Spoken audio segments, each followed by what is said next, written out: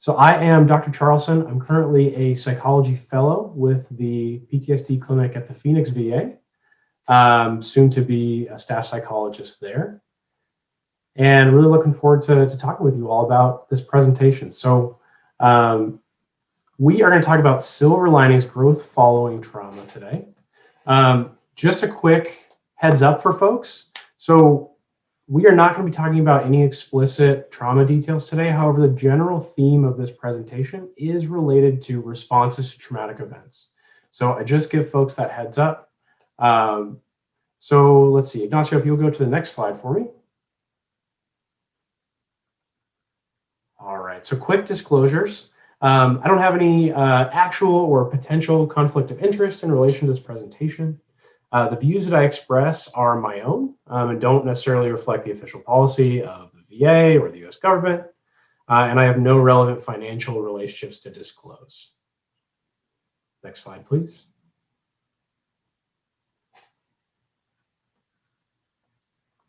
All right, so we're going to talk today about just a quick definition of trauma, some possible outcomes following traumatic events, because there are a few.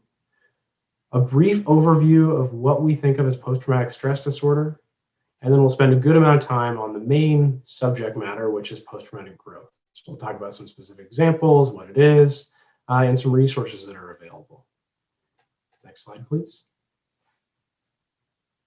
All right, so first, it's important that we all have a kind of a shared definition of trauma here. So we'll spend the next 45 minutes, maybe a little less than that, talking about the possible responses to trauma. Many things can be considered traumatic, and events impact people in different ways. Today, we'll be talking about events that meet the specific definition required for a diagnosis of PTSD. And that definition is exposure to actual or threatened death, serious injury, or sexual violence by either experiencing it directly, witnessing it, learning about it happening to a close relative or friend, or being repeatedly exposed due to the nature of your work. So, for example, the way that first responders can be. For a person to be diagnosed with PTSD, the event they experience must meet this criteria. That is not to say that other types of experiences should not be highly distressing.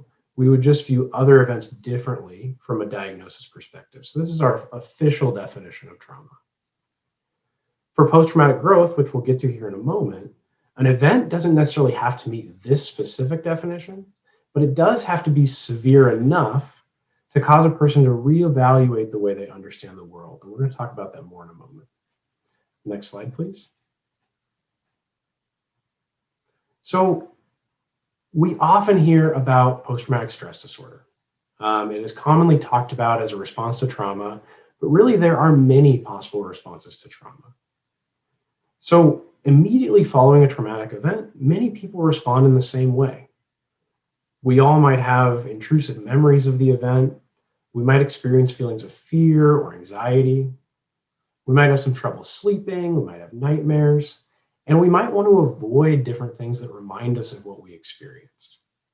Now, in most people, these symptoms naturally go away. And the amount of time that takes differs for people. If symptoms are very strong and they last from 3 days to a month, then that's one of the outcomes we would call acute stress disorder. So those symptoms lasting for up to a month. Another common condition we see is depression. So sometimes people experience depression following trauma.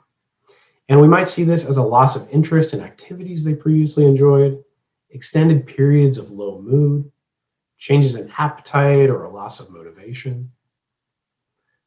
Now, of course, we have PTSD, which we'll discuss on the next slide, but that's kind of one of our most commonly talked about outcomes.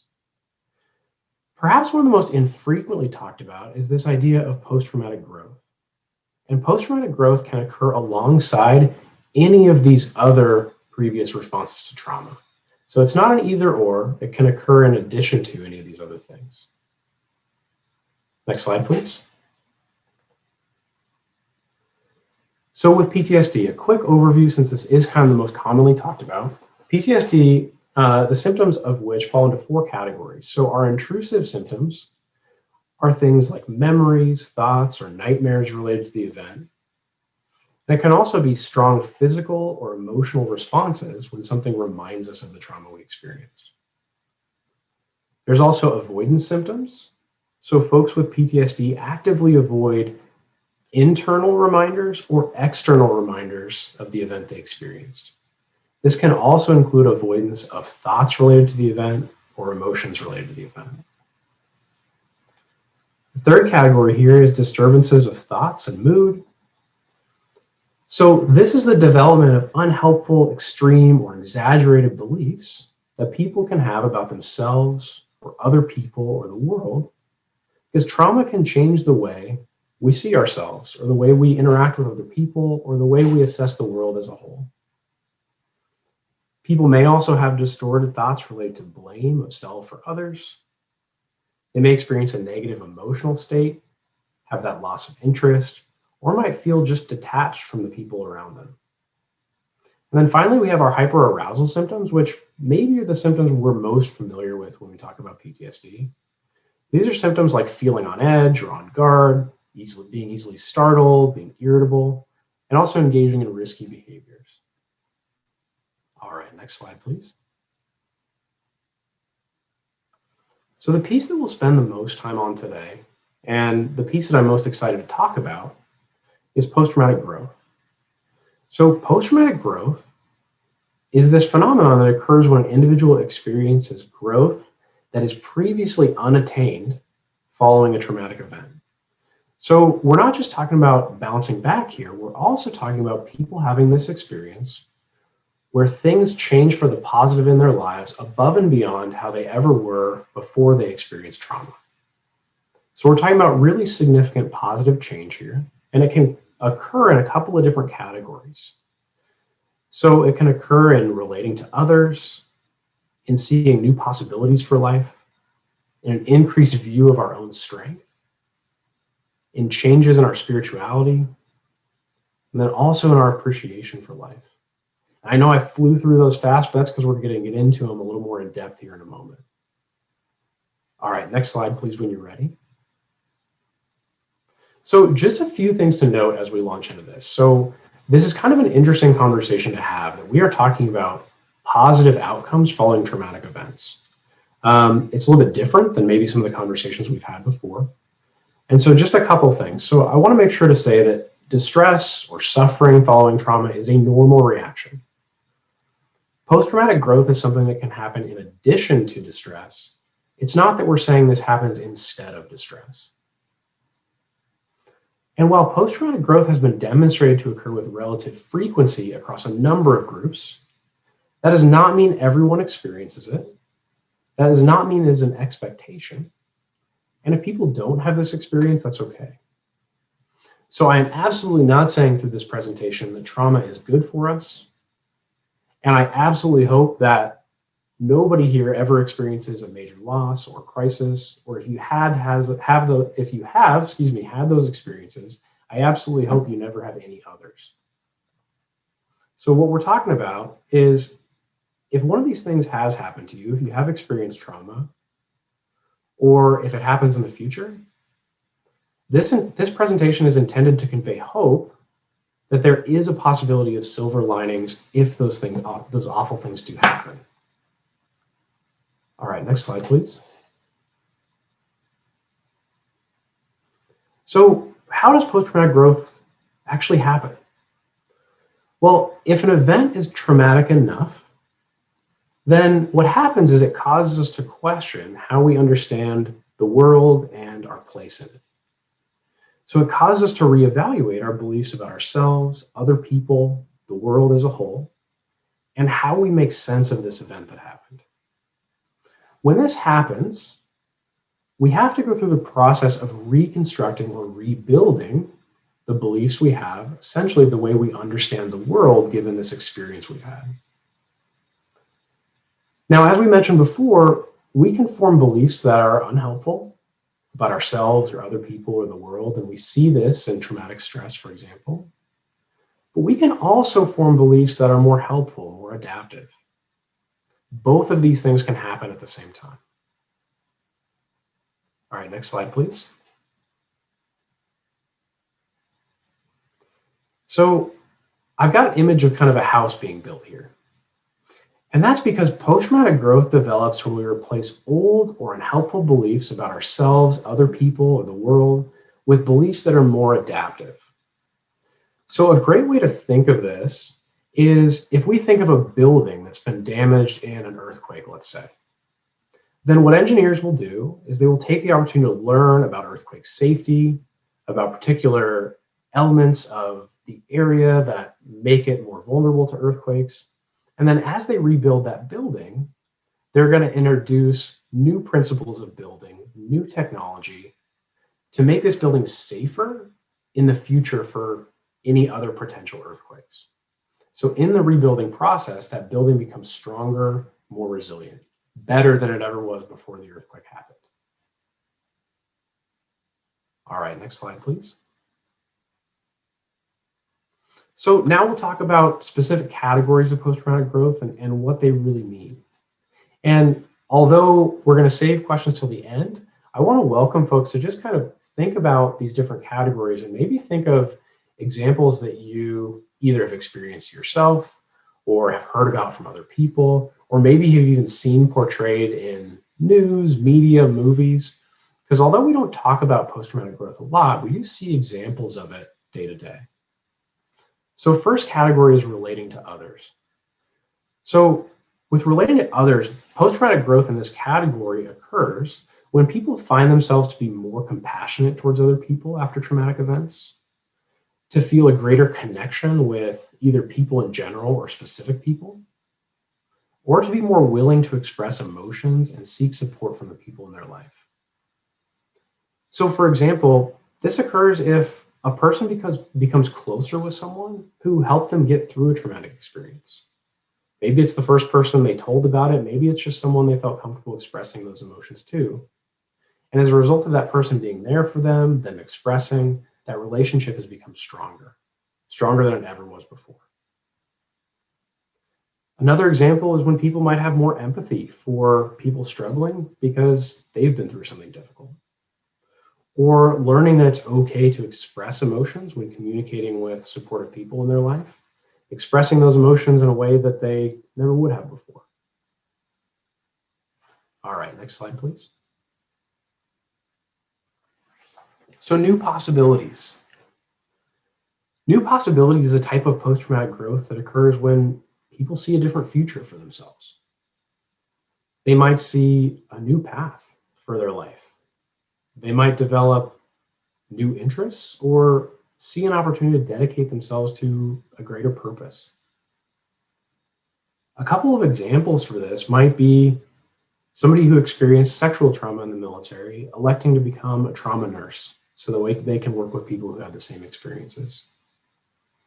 Or a person whose mother had breast cancer deciding to become an oncologist. Something that we certainly see a lot is veterans becoming social workers with the VA. I had these experiences. I want to dedicate my career to helping people. And certainly another one we hear about a lot is an 18-year-old kid who was living in New York City, September 2001, who decided, hey, the next new path for my life is I'm going to join the service. All right, next slide, please. So personal strength is another type of post-traumatic growth. This occurs when people see themselves as stronger, having been through a traumatic experience. So this is kind of the category that exemplifies that idea of what doesn't kill me only makes me stronger. So folks who experience this type of growth may be more willing to rely on themselves. They might have a stronger belief in their ability to handle stress. They might have a greater sense of their self-efficacy.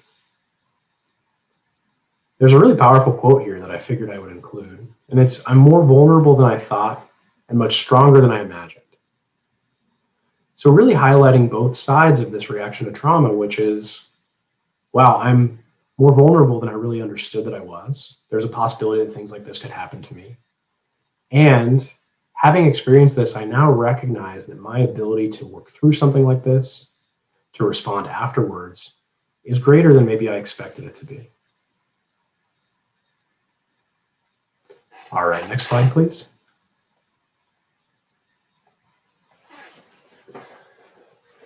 So another category is spiritual growth. And when we talk about spiritual growth, we're not talking about growth in any particular religion or even growth in religion at all. This is spiritual growth in the truly non-denominational sense. So it certainly can be religion, but it can also be spirituality in other ways. So people might experience a strong new sense of connection with just people in general, recognizing that all of us are connected in some way and that our actions influence the experience of others. Others may just notice an increased sense of connection with nature. Essentially, this idea of spiritual growth is just increased beliefs or increased thoughts about being connected with something outside of ourselves, bigger than ourselves. Certainly for some people that is religion, but it doesn't have to be. This can also be just a strengthening of existing faith. This doesn't necessarily have to be a revelation, a new development of faith. This can be strengthening of existing faith or returning to a forgotten faith. All right, next slide, please.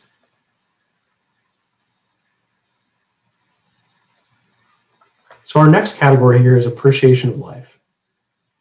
This is another one that maybe seems relatively intuitive, and examples come to mind pretty quickly. It also tends to be one of the ones that is most commonly endorsed by veterans. We'll talk about that more here in a second. So appreciation of life is exactly what it sounds like. It is the experience of folks following trauma when they just develop a stronger appreciation for certainly the big things, also the little things. So appreciation for the opportunity to live another day, maybe even increased appreciation for things they hadn't noticed before. How much they appreciate just being able to wake up in the morning and take their dog for a walk. Or how much they appreciate that they get to see hot air balloons every morning on their way to work. I know that happens a lot here in Phoenix. So we can see this category with big and little things, with a variety of things just becoming more meaningful than they were before.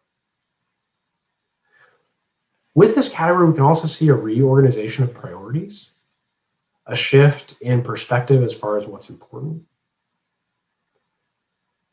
We can see folks having a renewed or increased sense of their own value.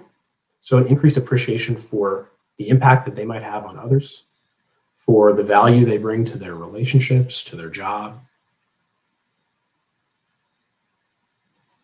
And again, just a renewed appreciation of elements in their life that they really value. So even if they thought of these things as important before, even more so now. All right, next slide, please. So post-traumatic growth in veterans. This is an idea, a phenomenon that has been studied across a wide variety of populations. Diverse groups, different countries, different trauma experiences, everything from cancer survivors to survivors of natural disasters. Some of the most powerful research that I've seen, that I've kind of dug into, are studies related to how veterans experience post-traumatic growth.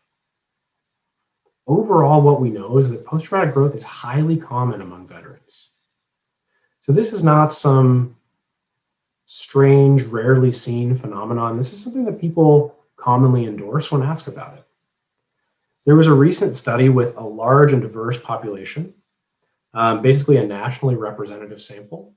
So the sample was collected in such a way that it tried to capture a sample that truly represented the entire population of veterans, trying to account for every diverse group at least as much as possible. And what they found is that half of the veterans in this massive study reported some degree of post-traumatic growth. One of the most powerful studies I've read about this was a study done with Vietnam veterans. So once we dive into post-traumatic growth in veterans, we can see it in really every conflict. With Vietnam, there was a really incredible study done with 30 Vietnam veterans who were prisoners of war. And what they found was moderate levels of post-traumatic growth across the sample. And what was really interesting about this is the longer these veterans were in captivity and the worse they were treated, the more growth they reported. Which is really interesting and maybe not exactly the way we would think of this, but there does seem to be a pretty significant connection between how severe of an experience someone has and how much growth they later report as a result. There was another study done with post-traumatic growth and veterans of the Gulf War. So veterans from Gulf War reported, again, moderate post-traumatic growth. And the things that they endorsed most were appreciation of life and new possibilities. Another cool one that really emphasizes how this is an experience that veterans can have, whether they served in World War II or Vietnam or Korea or some of our more modern conflicts, OEF, OAF, OND, is this study of veterans from World War II all the way through OEF, OIF. And again, 50% of their sample reported post-traumatic growth. And if you remember earlier, I mentioned that when we were looking at all the different possible responses to traumatic events, that post-traumatic growth doesn't have to occur on its own. It can occur in concert with, say, symptoms of PTSD or depression. And this study really highlighted that. So they found this 50% of the sample reporting post-traumatic growth.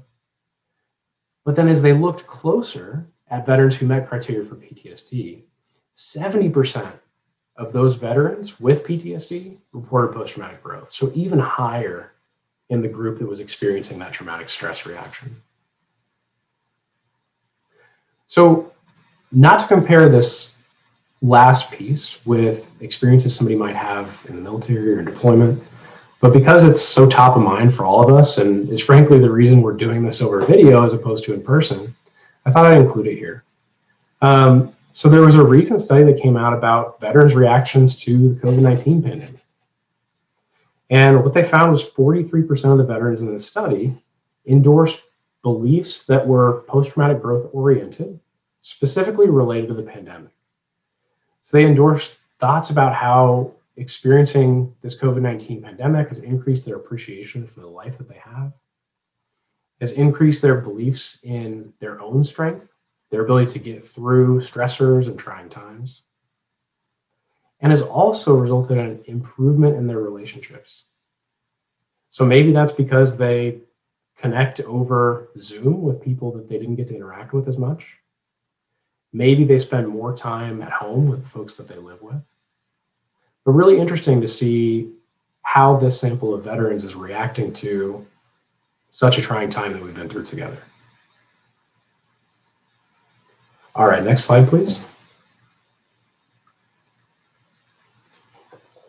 So I included a couple quotes here because, frankly, I can explain post-traumatic growth till I'm blue in the face, but it's a lot more interesting to hear it from people who are experiencing it. And so I pulled a couple quotes here from a study that interviewed different veterans from different conflicts, and some quotes that really emphasize what the experience of post-traumatic growth can look like and sound like. So this first one, I was very me-focused, selfishly, I guess, and so on. And now I manage it in a very different way. I'm not like that. I give people sympathy, and I'm more sympathetic with other people, more understanding. So we can certainly hear some relating to others post-traumatic growth here. We can hear some new possibilities. We can hear some increases in personal strength as well. This other one here, one time I thought I was certain to die and was surprised that I did not. My whole outlook on life has changed. The only important things in life now are my children and the relationships I have with them and how they'll act when they enter society. My main concern is the value they obtain from life and how they remember me. This was actually a quote from one of those Vietnam POWs I mentioned earlier.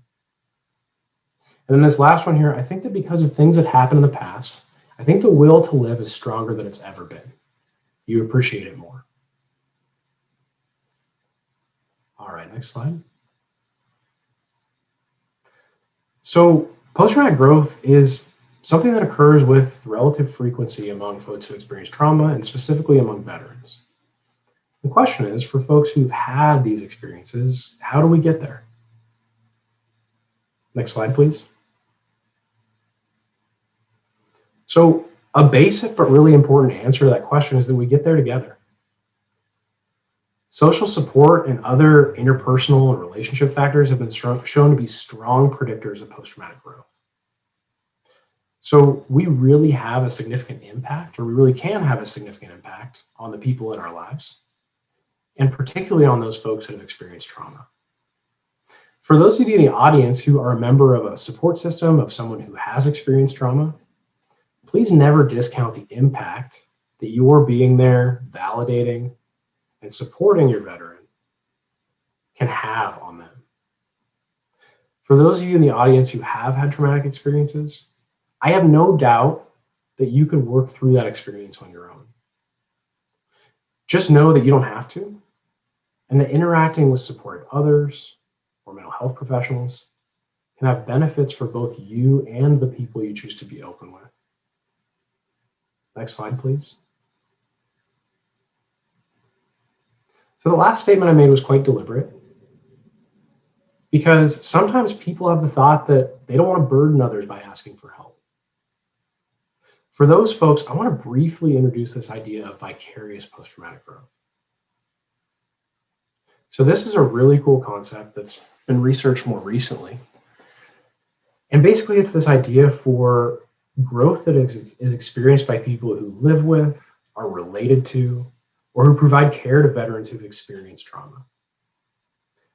Vicarious post-traumatic growth has been found in so many different people, in social workers, mental health professionals, physicians, first responders, and maybe most importantly in family members of folks who've experienced trauma. So spouses, children, siblings. I think this is really important to keep in mind, that for folks who have experienced trauma, the opportunity to interact with you around your trauma has a very significant impact on the people that interact with and care about you. And one thing I firmly believe and think about regularly is, in my work that I get to do in therapy with folks who've experienced trauma, if I don't take something away from every person I have an opportunity to work with, then it's because I'm not paying attention. Next slide, please.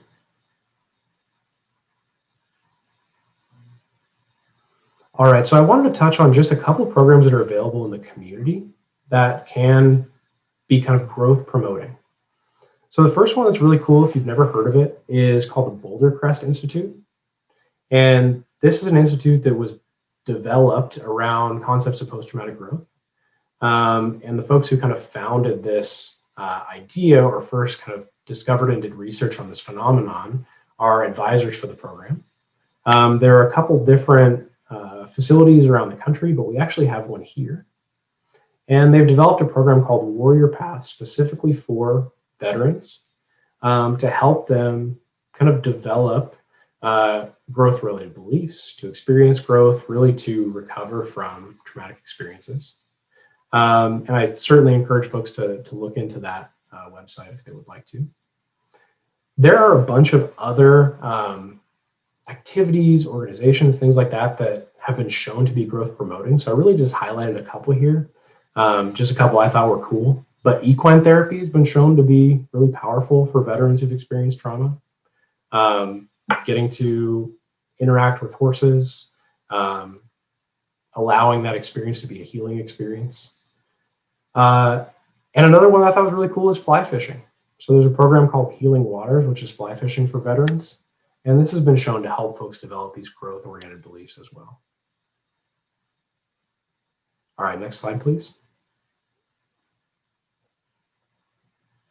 So I did want to touch on just a couple options for therapy that have also been shown to be helpful. If folks choose to pursue therapy, that's wonderful. There are also those community programs that are a great option as well. Just wanted to highlight a couple of therapies that are offered for trauma, certainly that we offer or other community organizations or providers offer, just so you know kind of what's out there. So one is prolonged exposure. And the idea for this is basically exposing yourself to the memory of what you experienced, along with a provider who's there to help you, and also gradually working into doing the things that you would typically avoid so that you can become more comfortable. So starting low with something that makes you a little bit uncomfortable, and once that becomes more doable, working your way up to harder and harder things. So if crowds are difficult, it might be starting with parking outside of a grocery store and just kind of watching people go in and out, and gradually working your way up to being in more and more crowded areas until you are at Game 6 of the Western Conference Finals with the Suns. I actually had a veteran who recently was able to take his daughter to a basketball game. That was pretty cool. So prolonged exposure, just the standard protocol, has been really shown to promote these ideas of new possibilities and increase personal strength for folks. We also have written exposure, which is a therapy that basically uses expressive writing to help people expose themselves to the trauma they experienced and to process what's left unprocessed. This also promotes personal strength and appreciation of life. Cognitive processing therapy basically helps folks identify those unhelpful beliefs that they've developed following trauma, teaches them tools to challenge and change those beliefs. And then as a result of that, they come up with more helpful ways to look at themselves, other people, the world, and what they experienced. And the consequence is often post-traumatic growth. This last one here is really cool because these previous therapies I mentioned are individual, but this last one is actually a therapy for couples or for a person experiencing PTSD and a supportive other in their life. And what this therapy does, it helps those two people look at symptoms of PTSD as kind of a fog that exists between them, and then work together to address that thing. So not addressing it as one person's challenges or another's, but addressing it as something that exists between the two of them. And this has been shown to have kind of a moderate effect on increasing post-traumatic growth. All right, next slide, please.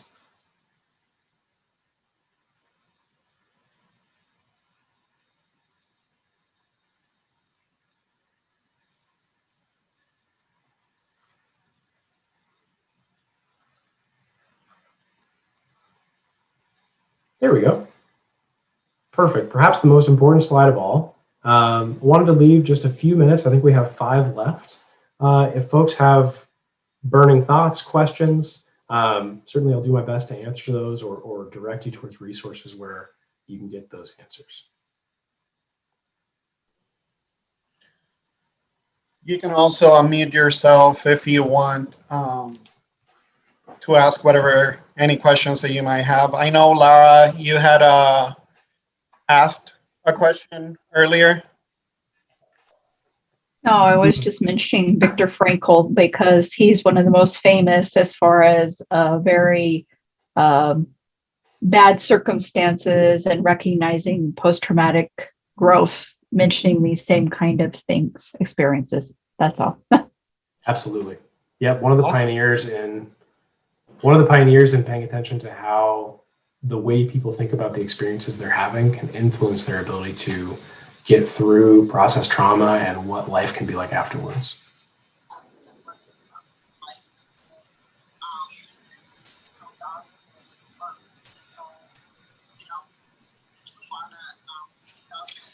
I'll throw a question out there. I was really glad to see that you included vicarious trauma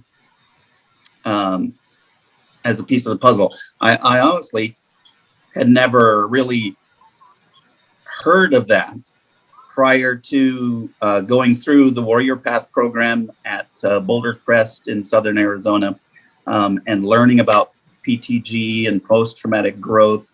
In my journey, I was 12 years in before hearing about those kinds of things and really trying to understand the impact that my PTSD was having on my family. So it's good to see that included in this presentation. Great job, Dr. Charlson. That was great. Absolutely, Sven. I really appreciate that comment, and I'm really glad that you're able to take advantage of that program. And yeah, vicarious post-traumatic growth and just the impact of being a supportive other to people in our lives who have had really difficult experiences, I think is such an important idea. I know that the folks that I work with very rarely don't think about the impact that their symptoms might have on people in their lives, or don't come to think about that. But if we do think about those things, it's also important to think about the positive impacts that living with somebody who has experienced trauma can have on you. I also thought I may have heard somebody else trying to ask a question, but it was a little broken. I'm not sure if I was hearing something else or if there was another question there.